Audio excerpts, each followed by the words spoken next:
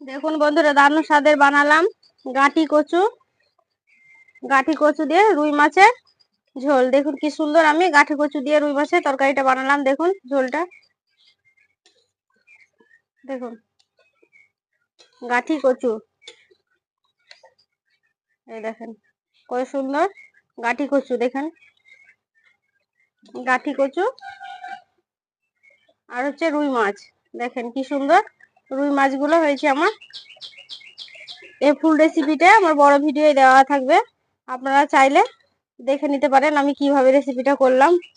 গাঁটি কচু দিয়ে রুই মাছের ঝোলটা পুরো ভিডিও দেখলে বড় ভিডিও চলে যাবেন, পুরো রেসিপিটা পাবেন। দেখেন কি সুন্দর হয়ে গেছে। এবার আমি নামিয়ে নেবো। এই পুরো রেসিপিটা বড় ভিডিও চলে যাবেন। দেখেন কত সুন্দর হয়ে গাঁটি কচুগুলো সেদ্ধ হয়েছে, আর মাছটাও আমার হয়ে গেছে। এবার আমি নামিয়ে নেবো। ফুল রেসিপি দেখতে হলে বড় ভিডিও চলে যাবেন। ধন্যবাদ।